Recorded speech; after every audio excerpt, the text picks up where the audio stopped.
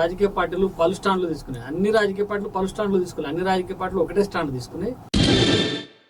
అసెంబ్లీలో పెట్టేటప్పుడు కానీ, ప్రజలకు హామీ ఇచ్చేటప్పుడు కానీ, ఇది మేము ఖచ్చితంగా చేస్తామని చెప్పేటప్పుడు ఈ అంశాలన్నింటినీ ఎందుకు పరిగణలోకి తీసుకోలేదు? ఓబీసీలని మోసం చేయడం ద్వారా, వాళ్లను ఓట్ బ్యాంక్ గా మలుచుకోవడం ద్వారా కాంగ్రెస్ పార్టీ లబ్ధి పొందాలనేటువంటి ప్రయత్నం చేసింది. రేవంత్ రెడ్డి గారు ఏదో ఒక పని కట్టుకొని పోయి ఢిల్లీలో ఏదో పెద్ద ధర్నా చేస్తా అని చెప్పి, కేంద్ర ప్రభుత్వం ఒత్తిడి చేస్తా అని చెప్పి, ఇవన్నీ మొదలెందుకు చెప్పలే? కాంగ్రెస్ పార్టీ ఏదో కులాలకు ఏమో చేస్తుంది, బలహీన వర్గాలకు మేలు చేస్తుంది అనేటువంటి ఒక భ్రమను కల్పించింది. అంటే హిందూ దేవాలయాలకు కూల్చడం ద్వారా, లేకపోతే హిందువులను దాన్ని ఏమంటారంటే ఒక అభద్రతా భావంలోకి నెట్టడం ద్వారా మైనారిటీ ఓట్లను గంపగుత్తంగా వేసుకోవాలనేటువంటి ఒక ప్రయత్నం చేస్తా ఉంది. కాంగ్రెస్ కనసన్నలోనే కాదు, కాంగ్రెస్ ప్రభుత్వం కావాల్సుకొని చేస్తుంది. ఇక్కడ హైడ్రా ఎవరు? హిందువులలో ఎవరు అడిగేటోళ్ళు లేరని, హిందువులలో ఐక్యత లేదని, ఏం చేసినా హిందువులు ఓట్ బ్యాంక్ గా మారనేటువంటి ఒక గట్టి నమ్మకం ఇలా ప్రభుత్వానికి ఉంది. కాబట్టి జూబ్లీహిల్స్ ఉప ఎన్నికలలో మైనారిటీ ఓట్లను కొల్లగొట్టడం కోసం వాళ్ళు దేవుని పైన కూడా దాడి చేయడానికి సిద్ధమైంది. ఈ కాంగ్రెస్ పార్టీ కనుసన్నలలో ఉండేటువంటి స్పీకరు కాంగ్రెస్ పార్టీకి అనుకూలంగా నిర్ణయం తీసుకుంటారని ఆంధ్ర ప్రాంత పెద్ద పత్రికలకే కోట్లాది, వందల కోట్ల రూపాయలు ఆడిసిస్తూ చిన్న పత్రికల గొంతు నొక్కేసింది. నిజంగానే మీకు దమ్ము ధైర్యం ఉంటే, గతంలో జర్నలిస్టులకు అక్రెడిషన్లు కార్డు లేవు, ఇప్పుడు కూడా అక్రెడిషన్లు కార్డు రాలే. గతంలో జర్నలిస్టులకు హెల్త్ కార్డులు లేవు, ఇప్పుడు కూడా హెల్త్ కార్డులు రాలే. గతంలో జర్నలిస్టులకు ఇళ్ల స్థలాలు ఇవ్వలేదు, ఇప్పుడు కూడా జర్నలిస్టులకు ఇళ్ల స్థలాలు ఇవ్వలేదు, ఇల్లు కట్టి ఇవ్వలేదు. తెలంగాణ ఏమన్నా బీఆర్ఎస్ జాగిరా, లేకపోతే కేసీఆర్ కు జాగిరా, కేటీఆర్ కు జాగిరా? మీరు రేవంత్ ప్రభుత్వం అంటా ఉన్నారు. నాకేమనిపిస్తుంది అంటే, అసలు రాష్ట్రంలో ప్రభుత్వం మారినట్టుగానే కనబడతలేదు. కేసీఆర్ వదిలేసినటువంటి చెప్పులలో రేవంత్ రెడ్డి కాళ్ళు పెట్టి నడుస్తున్నాడు. కేసీఆర్ పాలన ఏ రకంగా ఉందో రేవంత్ పాలన అంతే రకంగా ఉందా?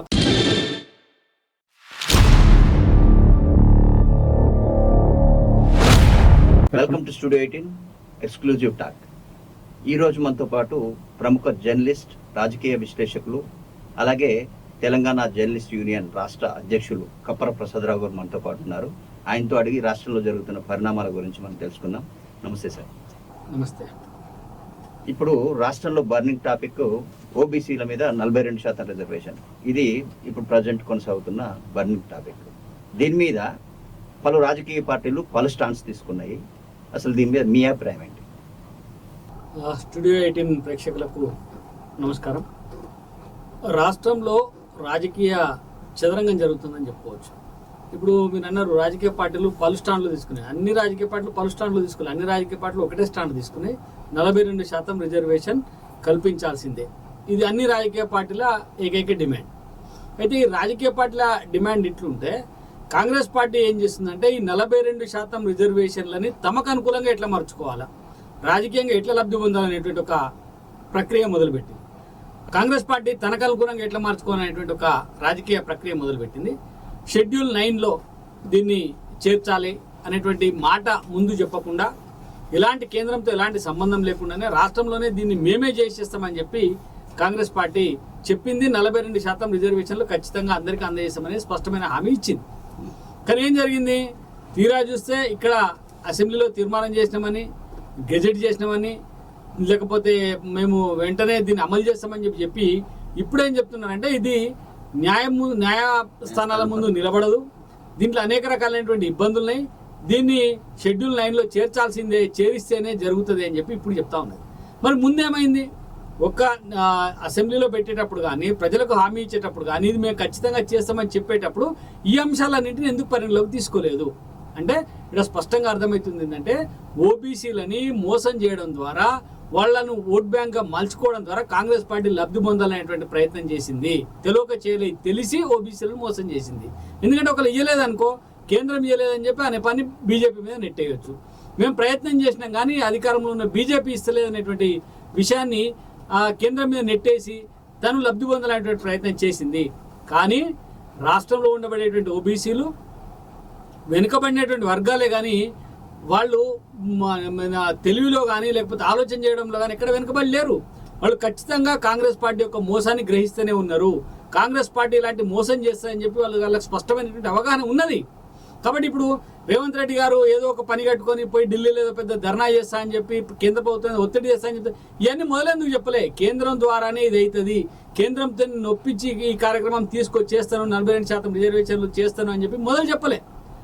మరి తెలియక చెప్పలేదా అంటే తెలుసు. ఇవన్నింటికి రాజకీయంగా తమ పబ్బం గడుపుకోవాలి, కానీ న్యాయపరమైనటువంటి అడ్డంకులు వస్తాయి, వాటిని ఎట్లా అధిగమించాలనేటువంటి ఆలోచన లేకుండా కేవలం ఓటు బ్యాంకు రాజకీయం కోసం బీసీలను మోసం చేయడం కోసమే కాంగ్రెస్ పార్టీ ఒక ప్రయత్నం చేసింది. స్పష్టంగా ఈ రోజు ప్రజలకు అర్థమవుతున్నాయి. రాష్ట్రంలో ఇప్పుడు ప్రస్తుతం మతపరమైన అంశాలు బాగా చోటు చేసుకుంటున్నాయి. అంటే ఉదాహరణకు ఈ దేవాలయాల కూల్చలేత వంటి అంశాలు అసలు ఎందుకు ఇట్లా జరుగుతుందంటారు? ఇప్పుడు ఇందాక కాంగ్రెస్ పార్టీ గురించి మాట్లాడుకున్నాం మనం. 42% రిజర్వేషన్ల పేరుతోటి కులాలలో ఒక రకమైనటువంటి అంటే కాంగ్రెస్ పార్టీ ఏదో కులాలకు ఏమో చేస్తుంది, బలహీన వర్గాలకు మేలు చేస్తుంది అనేటువంటి ఒక భ్రమను కల్పించింది. అయితే ఆ భ్రమ పటాపంచలైపోయి ఆ భ్రమ ప్రజలలో ఈ కాంగ్రెస్ పార్టీ ఒక అబద్ధం ఆడుతూ ఉంది, ఈ ఓబీసీలకు ఏం మేలు చేయట్లేదు, ఇది చాలా ప్రజల్ని తప్పుదోవ పట్టిస్తుంది అనేటువంటి భావన ప్రజల్లోకి వచ్చిన తర్వాత కాంగ్రెస్ పార్టీ ఏం చేస్తుందంటే మళ్ళొక్కసారి ఈ రాష్ట్రంలో హిందువులకు వ్యతిరేకంగా అంటే హిందూ దేవాలయాలకు కూల్చడం ద్వారా లేకపోతే హిందువులను దాన్ని ఏమంటారంటే ఒక అభద్రతా భావంలోకి నెట్టడం ద్వారా మైనారిటీ ఓట్లను గంపగుత్తంగా వేసుకోవాలనేటువంటి ఒక ప్రయత్నం చేస్తూ ఉంది. ఇది ఇప్పుడే కాదు, కాంగ్రెస్ పార్టీ జీవం ఎట్లాంటిది, కాంగ్రెస్ పార్టీ పుట్టుకే అట్లా మొదలైనటువంటి పరిస్థితి.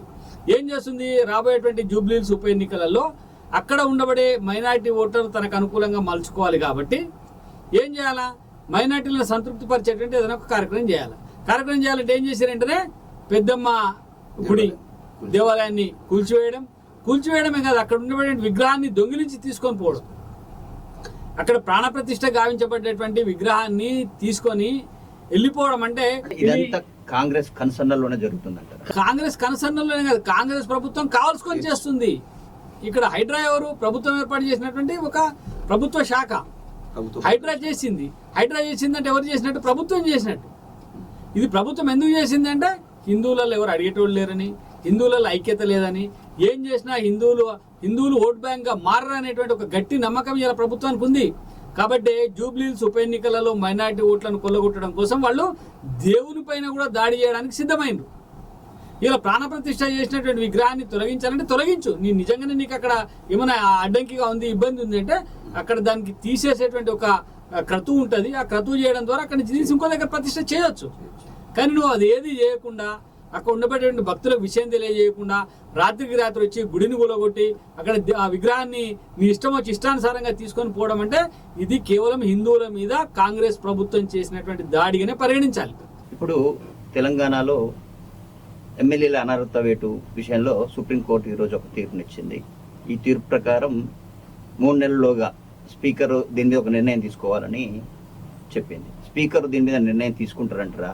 ఏ విధంగా తీసుకుంటే ఏ విధమైన పరిణామాలు ఉంటాయి? అంటే ఇది సుప్రీంకోర్టు, ఆనరబుల్ సుప్రీంకోర్టు ఇచ్చినటువంటి తీర్పును స్పీకరు ఖచ్చితంగా అమలు చేయాల్సి ఉంటుంది. కానీ సుప్రీంకోర్టు ఏం చెప్పిందంటే నీ నిర్ణయం ప్రకటించమన్నది. నిర్ణయం స్పీకర్ ఏదైనా ప్రకటించవచ్చు, అనర్హత వేటు వేయొచ్చు, వేయకు పోవచ్చు.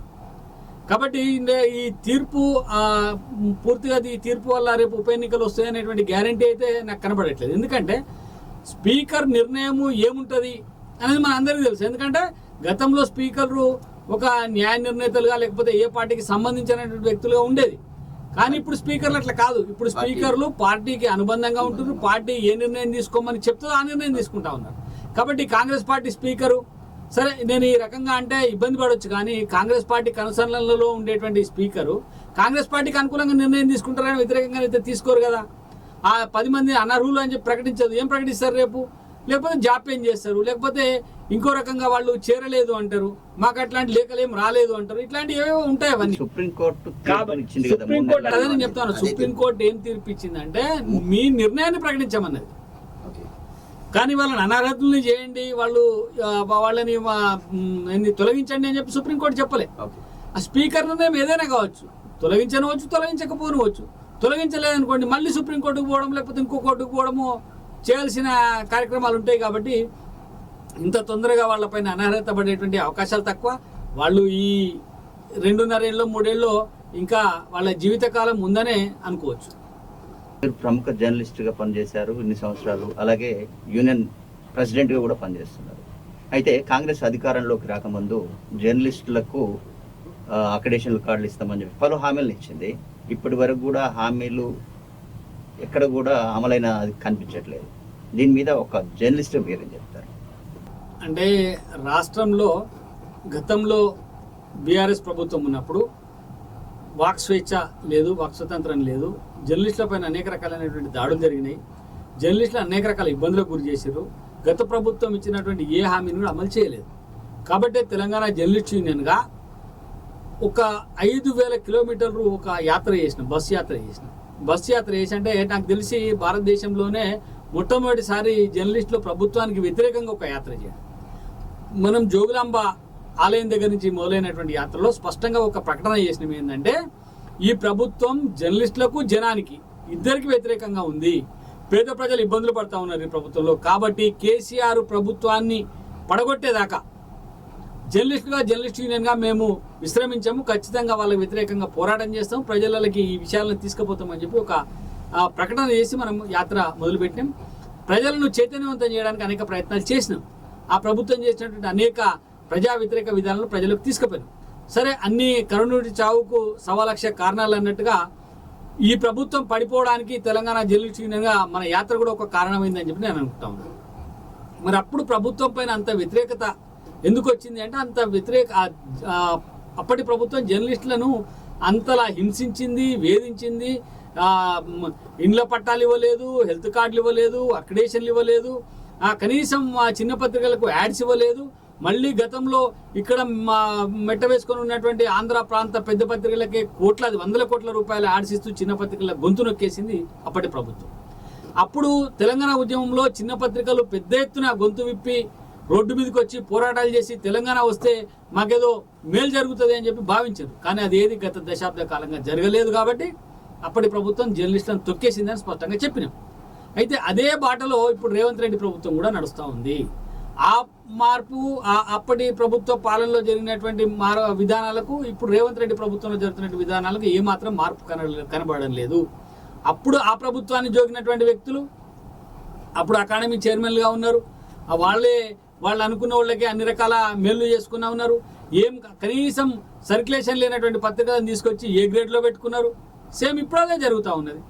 అంటే ఇప్పుడు ఉన్నటువంటి అకాడమీ చైర్మన్ అప్పటి ప్రభుత్వానికి కూడా తొత్తుకునే పని చేసిండు, పార్టీ మాడిన ఇప్పుడు ప్రభుత్వానికి కూడా తొత్తుకునే పని చేస్తూ ఉన్నారు. వాళ్ళు ఏదో పొత్తులో భాగంగా అయిన సిపిఐ పార్టీ నాయకుడు, సిపిఐ పార్టీలో ఉన్న రాష్ట్ర కమిటీ సభ్యుడు కాబట్టి పొత్తులో భాగంగా సిపిఐకి ఇవ్వాల్సినటువంటి ఓ సీటు ఈయనకి ఇచ్చిన విధంగా ఈయన అకాడమీ చైర్మన్ చేసారు.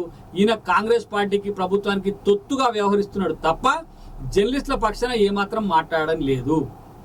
ఎందుకంటున్నానంటే, నిజంగానే మీకు దమ్ము ధైర్యం ఉంటే ఈరోజు నేను అకాడమీ వాళ్ళని ప్రశ్నిస్తా ఉన్నా, లేకపోతే సమాచార శాఖను ప్రశ్నిస్తా ఉన్నా, మీరు వేసినటువంటి ఏదైతే ఎన్పానల్మెంట్ ఉందో అందులో ఏ గ్రేడ్ ఇచ్చినటువంటి పత్రికకున్న సర్క్యులేషన్ ఎంత, ఏ రూపకంగా మీరు ఇచ్చిండ్రో అని చెప్పి బహిరంగంగా ప్రకటన చేయండి. బి గ్రేడ్ ఎందుకు ఇచ్చిండ్రో ప్రకటన చేయండి. సి గ్రేడ్లు ఉన్నటువంటి పత్రికలకు ఉండేటువంటి భేదము, ఏ గ్రేడ్లు ఉన్నటువంటి పత్రికలకు ఉండేటువంటి మధ్యన భేదం ఏందో చెప్పండి. అసలు ఏం లేకుండా ఒక ఆన్లైన్లో వచ్చేటువంటి పత్రికలకు కూడా ఇలా మీరు అక్రిడేషన్ కార్డులు ఇస్తున్నారు, అడ్వర్టైజ్మెంట్లు ఇస్తూ ఉన్నారు కదా. దీన్ని ప్రశ్నించేటువంటి సంఘాలు ఇలా లేవు. తెలంగాణ జర్నలిస్టు మాత్రమే ఈ అంశాలను ప్రశ్నిస్తూ ఉన్నది. మిగతా సంఘాల గురించి చెప్పాల్సిన అవసరం లేదు. ఏ ప్రభుత్వం ఉంటే ఆ ప్రభుత్వం దగ్గర పోయి పనులు చేసుకోవాలి, జోకాలి, ఆ నాయకులకు సంబంధించిన అనేక రకాల పనులు చేసుకునేటువంటి వరకే పరిమితం అవుతా ఉన్నారు.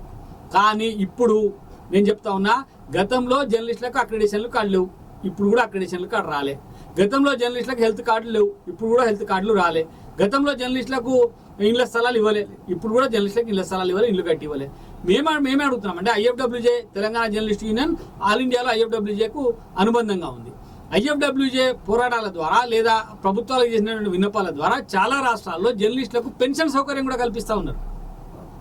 మొన్న గుజరాత్లో పెన్షన్ 15,000 వరకు పెన్షన్ సౌకర్యం కల్పిస్తూ ఉన్నారు. అంటే 10 నుంచి 15 సంవత్సరాల అనుభవం ఉన్నటువంటి జర్నలిస్టులు రిటైర్ అయిపోయినా, లేకపోతే జర్నలిస్టులు పని లేకుండా ఉంటే వాళ్ళందరికీ ప్రభుత్వాలు పెన్షన్ కల్పిస్తూ ఉన్నాయి. ఆ డిమాండ్ మనం కూడా చేస్తూ ఉన్నాం. తెలంగాణ రాష్ట్రంలో కూడా ఈ రకమైనటువంటి సౌకర్యాలు కల్పించాలని చెప్పి. కానీ ఈ ప్రభుత్వం పట్టించుకోకపోగా వేధింపులకు గురి చేస్తూ ఉన్నది. తమకు వ్యతిరేకంగా రాసేటువంటి పత్రికల పైన, తమకు వ్యతిరేకంగా మాట్లాడేటువంటి జర్నలిస్టుల పైన, లేకపోతే మీడియా ఛానళ్ల పైన, యూట్యూబ్ ఛానళ్ల పైన. నిన్న జరిగిన మహా న్యూస్ ఇన్సిడెంట్ అనుకుందాం, తీన్మార్ మల్లన్న మీద అనుకుందాం, లేదంటే జర్నలిస్ట్ శంకర్ మీద అనుకుందాం. ఇట్లాంటి పరిణామాలు జరుగుతున్నాయి కదా, ఇది పత్రికా స్వేచ్ఛను హరించడం అని మీరు భావిస్తున్నారా యాజ్ ఏ యూనియన్ లీడర్గా?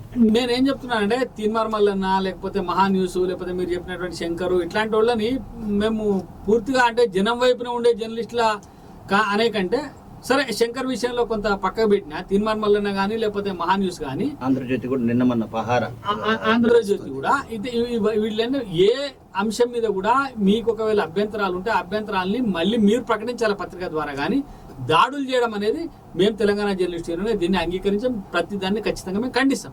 అయితే నేను చెప్తున్నా ఈ ప్రభుత్వం గత ప్రభుత్వం చేసినటువంటి విధానాలకు వ్యతిరేకంగా ప్రజల్లో చైతన్యం తేవడం ద్వారా ఈ ప్రభుత్వం అధికారంలోకి వచ్చింది, కానీ ఈ ప్రభుత్వం కూడా అదే చేస్తూ ఉన్నది. నిన్న మొన్న ఆంధ్రజ్యోతి మీద దాడి జరిగింది, ఎవరు బీఆర్ఎస్ పార్టీ వాళ్ళు చేసింది, ఏం తప్పేం మాట్లాడింది? మేము కూడా అడుగుతున్నాం, తెలంగాణ ఏమన్నా బీఆర్ఎస్ జాగిరా లేకపోతే కేసీఆర్కు జాగిరా కేటీఆర్కు జాగిరా కాదు కదా, తెలంగాణ ప్రజల జాగిరు. తెలంగాణ ప్రజలకు వ్యతిరేకంగా ఎవరు మాట్లాడినా, తెలంగాణ ప్రజలను ఎవరు కించపరిచినా ప్రతి ఒక్కరు ఇక్కడ స్పందించాల్సినటువంటి అవసరం ఉంటుంది. కాబట్టి ఆంధ్రజ్యోతి రాయడం ద్వారా ఏదో అదే తెలంగాణను మొత్తం ప్రజలను అన్నారు, కేటీఆర్ని అన్నారు, లేకపోతే తెలంగాణ మొత్తం కేటీఆర్కు లేకపోతే ఆ కుటుంబానికి కల్వకుంట్ల కుటుంబానికి పూర్తిగా పట్టా చేసి ఇచ్చారు అనేది కాదు కదా. కాబట్టి ప్రజల మీద ప్రజల పక్షాన మాట్లాడేటువంటి జర్నలిస్టుల పైన ఏ రకమైనటువంటి దాడులు జరిగినా దాన్ని తెలంగాణ జర్నలిస్టులను తీవ్రంగా ఖండిస్తుంది. ప్రజల పక్షాన ఉంటాం. మా స్లోగనే అది, జనం కోసమే జర్నలిస్టులు. మేము తెలంగాణ జర్నలిస్ట్ యూనియన్ జనం సమస్యలతో పాటు జర్నలిస్టుల సమస్యలను కలుపుకొని ముందుకు తీసుకుపోయేటువంటి ఒక సంఘం ఇది. కాబట్టి మేము ప్రజలతో కలిసి కార్యక్రమాలు నిర్వహిస్తూ ఉంటాం. అనేక రకాలైనటువంటి ఉద్యమాలలో కూడా మేము స్వయంగా డైరెక్ట్గా భాగం పంచుకొని పాల్పంచుకున్నాం. కాబట్టి జర్నలిస్టుల సమస్యల్ని జనం సమస్యల్ని కలుపుకొని మేము ఈ ప్రభుత్వం వద్దకు తీసుకుపోతాం. ప్రభుత్వం పనిచేయకపోతే ప్రభుత్వంతో పోరాడి పనిచేయించుకునేటువంటి శక్తి తెలంగాణ జర్నలిస్ట్ యూనియన్కి ఉన్నది. రాజకీయ కోణంలో ఇంకొక ప్రశ్న అడుగుతా సార్. ఇప్పుడు రేవంత్ ప్రభుత్వం అధికారంలోకి వచ్చి ఆల్మోస్ట్ ఆల్ ఏడాదిన్నర అయిపోయింది. ఏడాదిన్నర కాలంలో ఆల్మోస్ట్ ఆల్ రేవంత్ ప్రభుత్వం విమర్శలు ఎదుర్కొంటుంది. అసలు ఇంతగా విమర్శలు ఎదుర్కోవడానికి కారణాలు ఏంటి? మీరు రేవంత్ ప్రభుత్వం అంటా ఉన్నారు. నాకేమనిపిస్తుంది అంటే అసలు రాష్ట్రంలో ప్రభుత్వం మారినట్టుగానే కనబడతలేదు. అప్పటి కేసీఆర్ ప్రభుత్వం, ఇప్పుడు రేవంత్ ప్రభుత్వం పెద్ద లేదు. కేసీఆర్ వదిలేసినటువంటి చెప్పులలో రేవంత్ రెడ్డి కాళ్ళు పెట్టి నడుస్తున్నాడు. నేనేమంటున్నా అంటే రేవంత్ రెడ్డి నీ చెప్పులు వేరే, నీ కాళ్ళు వేరే, నీ నడక వేరే ఉండాలి కదా. ఇప్పుడు ఆయనకు 10 సైజు చెప్పులు వస్తాయి, రేవంత్ రెడ్డికి 9 సైజు చెప్పులు వస్తాయి కావచ్చు. కానీ నువ్వు ఆ 10 సైజు చెప్పులలో కాళ్ళు పెట్టి నడిస్తే నువ్వు పడతావు, నీకు ఇబ్బందులు అయితే. నీ సైజు చెప్పులు నీ పాలన నీ తీరుగు ఉండాలి. కానీ నేను ఇప్పటిదాకా ఉన్నటువంటి అవగాహన మేరకు కేసీఆర్ పాలన ఏ రకంగా ఉందో రేవంత్ పాలన అంతే రకంగా ఉంది తప్ప అందులో వేరే మార్పేం కనబడతలేదు. కాబట్టి ప్రజలు అప్పుడు ఎట్లా ఈ ప్రభుత్వాన్ని గత ప్రభుత్వాన్ని విమర్శించారు, అసహించుకున్నారు, ప్రజలకు వ్యతిరేకంగా పనిచేస్తున్నటువంటి భావనకు వచ్చినారు, సేమ్ ఇప్పుడు కూడా అదే పరిస్థితి ఉన్నది. రేవంత్ రెడ్డి ప్రభుత్వం కూడా ఈ ప్రజలకు వ్యతిరేకంగా పనిచేస్తున్నటువంటి భావన ఈ ప్రజానీకానికి వచ్చింది. నేను కొన్ని 2-3 ఇన్సిడెంట్లు చెప్తాను మీకు. చిన్న అంశమే, వృద్ధులకి 4,000 పెన్షన్. వృద్ధులు వచ్చి కాంగ్రెస్ పార్టీకి అప్లికేషన్లు పెట్టలే, మాకు 4,000 పెన్షన్ ఇవ్వండి సార్ అని చెప్పి. కానీ 4,000 పెన్షన్ ఇస్తాను నువ్వు చెప్పినావు. వృద్ధులు అంటే ఎవరు? ఇంట్లో తల్లిదండ్రులు, మన కొడుకు కోడలో లేకపోతే బిడ్డ అల్లుడో ఇట్లాంటి వాళ్ళు ఎవరు పట్టించుకోకపోతే చాలా ఇబ్బందులు పడుతూ ఉండేటువంటి, సంపాదించుకోవడానికి వీలుగాక, తినడానికి తిండి లేక, చిన్న చిన్న అవసరాల కోసం కూడా ఇతరుల దగ్గర చేతులు చాలేక ఆత్మాభిమానంతో ఆత్మహత్యలు చేసుకున్నటువంటి వృద్ధులు చాలా మంది ఉన్నారు కదా. అట్లాంటి వాళ్ళందరికీ ఒక ఆశ కలిగింది నువ్వు 4,000 ఇస్తా అంటే. ఇప్పటిదాకా మీరు చెప్పిన ఇందాక 18 నెలలు 2 సంవత్సరాలు పూర్తవుతా ఉంటే వృద్ధులకు ఇవ్వాల్సినటువంటి 4,000 పెన్షన్ ఏమైంది? వాళ్ళందరూ ఒకరికొకరు మాట్లాడుకొని మనం ఈసారి కాంగ్రెస్ పార్టీకి వేస్తే 4,000 పెన్షన్ వస్తుందని చెప్పి ఊర్లో ప్రతి ఒక్కరికి చెప్పి, బిడ్డకు కోడలకు కొడుకుకు చెప్పి, అరే మీరు వేయండి, వేస్తే మాకు 4,000 పెన్షన్ వస్తుంది బిడ్డ, మీ మీద ఆధారపడుకుంటామని చెప్పి మాట్లాడి ఓట్లు కాంగ్రెస్ పార్టీకి వేయించారు కదా. మరి ఆ ముసలోళ్ళ ఉసురు మీకు తగలదా రేవంత్ రెడ్డి? ఏమైందా 4,000 పెన్షన్ ఎందుకు ఇస్తలేవు? ఇదొక అంశం. తర్వాత రైతు బంధు, రుణమాఫీ, సరే వీటిలో 50-50 చేసినావు. కొంతమందికి వచ్చింది, కొంతమందికి రాలేదు, కొంతమందికి మాఫీ అయినా ఇంకా కొంతమందికి కాలేదు. అదొక అంశం. దాంట్లో కూడా పూర్తిగా నీ విజయం సాధించలే.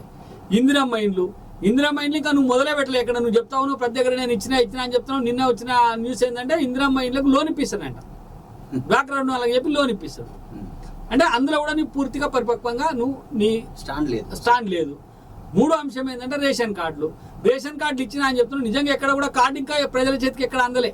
ఎక్కడ పోయినా ఏదో స్టిక్కర్ ఇస్తున్నావు, లేకపోతే ఏదో ఇచ్చినట్టుగా నువ్వు ఇది కంప్యూటర్లో ఆన్ చేసి పోతావు నువ్వు తప్ప వాస్తవంగా ఇప్పటికీ రేషన్ కార్డులు ప్రింట్ కాలే, ఇంకా ప్రజలకు రేషన్ కార్డులు అందలే. నువ్వు అందినాయని చెప్తున్నావు, రేషన్ కార్డులు ఇచ్చేస్తున్నావు అని చెప్తున్నావు. రేషన్ కార్డుల మీద పౌర సరఫరాల శాఖ విపరీతంగా పంపిణీ చేస్తుందని చెప్తున్నావు. గతంలో జరిగినాయి, ఇప్పుడు జరుగుతున్నాయి, తేడా లేదు. గతంలో ఏదైతే ఇచ్చినో ఇప్పుడు కాగా ఇస్తా ఉన్నారు. తర్వాత ఆడపిల్లలకు తులం బంగారం ఇస్తాను. ఏమైంది? ఆడపిల్లలు అడుగుతున్నారు కానీ తులం బంగారం ఏమైంది రేవంత్ రెడ్డి? ఆడపిల్లల్ని మోసం చేసివి, అక్కజల్లని మోసం చేసివి, అవ్వతాతల్ని వృద్ధుల్ని మోసం చేసివి, రైతు బంధు ఇస్తా అని చెప్పి ఇక రైతుల్ని మోసం చేసివి, పంటల బీమా ఇస్తా అని చెప్పి ఇక రైతుల్ని మోసం చేసివి, రుణమాఫీ అని రుణం తీసుకున్నటువంటి రుణదాతలను మోఫీ చేసివి. ఇంకా ఇందరిని నువ్వు మోసం చేసిన తర్వాత ఇంకా నీ పాలన ఎక్కడున్నది అంటే నీ పాలన గత ప్రభుత్వంలో ఎవరైతే లబ్ధి పొంది అప్పుడు కోట్లాది రూపాయలు దాచుకున్నారో వాళ్ళు మళ్ళీ రేవంత్ రెడ్డి పక్కన చేరినారు. మళ్ళీ ఇప్పుడు దోపిడీకి రంగం సిద్ధం చేసుకున్నారు. గతంలో కొంత బీఆర్ఎస్ పార్టీకి కొంత కాంగ్రెస్ పార్టీకి ఇచ్చి రేవంత్ రెడ్డిని నిలబెట్టి ఒక నాయకుడిగా చేసినటువంటి గుప్త దాతలు ఉంటారు కదా కొందరు, వాళ్ళు ఇప్పుడు లబ్ధి పొందుతా ఉన్నారు. వాళ్ళ కోసమే ఇవాళ నువ్వు దేవాలయాలు కూలగొట్టి భూములన్నింటినీ సాఫ్ చేసి ఇవ్వాలనుకుంటున్నావు. వాళ్ళ కోసమే అనేక రకాల ప్రయత్నాలు పథకాలు పెట్టాలనుకుంటున్నావు. వాళ్ళకే కాంట్రాక్ట్లు ఇవ్వాలనుకుంటున్నావు తప్ప ప్రజల పక్షాన మాట్లాడి ప్రజలకు మేలు చేసేటువంటి కార్యక్రమాలు ఏమి ప్రభుత్వం తీసుకుంటలేదు అనేది మనకు స్పష్టంగా అర్థమవుతా ఉంది. ఓకే సార్, మీరు స్టూడియో 18కి వచ్చి మీ అద్భుతమైన విశ్లేషణ అందించినందుకు చాలా ధన్యవాదాలు సార్. రాజకీయ పార్టీలు పలు స్టాండ్లు తీసుకున్నాయి. అన్ని రాజకీయ పార్టీలు పలు స్టాండ్లు తీసుకున్నాయి. అన్ని రాజకీయ పార్టీలు ఒకటే స్టాండ్ తీసుకున్నాయి. అసెంబ్లీలో పెట్టేటప్పుడు కానీ, ప్రజలకు హామీ ఇచ్చేటప్పుడు కానీ, ఇది మేము ఖచ్చితంగా చేస్తామని చెప్పేటప్పుడు ఈ అంశాలన్నింటినీ ఎందుకు పరిగణలోకి తీసుకోలేదు? ఓబీసీలని మోసం చేయడం ద్వారా, వాళ్లను ఓట్ బ్యాంక్ గా మలుచుకోవడం ద్వారా కాంగ్రెస్ పార్టీ లబ్ధి పొందాలనేటువంటి ప్రయత్నం చేసింది. రేవంత్ రెడ్డి గారు ఏదో ఒక పని కట్టుకొని పోయి ఢిల్లీలో ఏదో పెద్ద ధర్నా చేస్తా అని చెప్పి కేంద్ర ప్రభుత్వం ఒత్తిడి చేస్తా అని చెప్తే ఇవన్నీ మొదలెందుకు చెప్పలే? కాంగ్రెస్ పార్టీ ఏదో కులాలకు ఏమో చేస్తుంది, బలహీన వర్గాలకు మేలు చేస్తుంది అనేటువంటి ఒక భ్రమను కల్పించింది. అంటే హిందూ దేవాలయాలకు కూల్చడం ద్వారా, లేకపోతే హిందువులను దాన్ని ఏమంటారంటే ఒక అభద్రతా భావంలోకి నెట్టడం ద్వారా మైనారిటీ ఓట్లను గంపగుత్తంగా వేసుకోవాలనేటువంటి ఒక ప్రయత్నం చేస్తా ఉంది.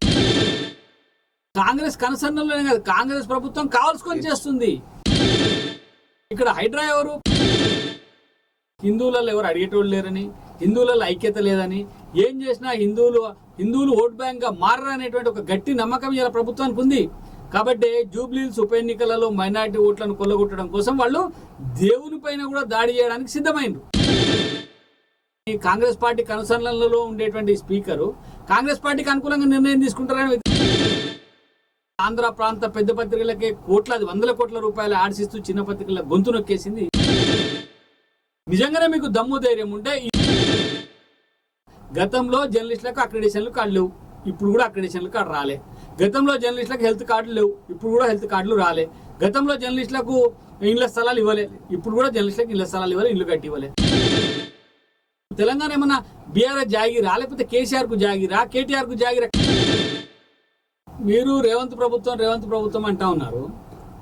నాకేమనిపిస్తుంది అంటే అసలు రాష్ట్రంలో ప్రభుత్వం మారినట్టుగానే కనబడతలేదు. కేసీఆర్ వదిలేసినటువంటి చెప్పులలో రేవంత్ రెడ్డి కాళ్ళు పెట్టి నడుస్తున్నాడు. కేసీఆర్ పాలన ఏ రకంగా ఉందో రేవంత్ పాలన అంతే రకంగా ఉందా?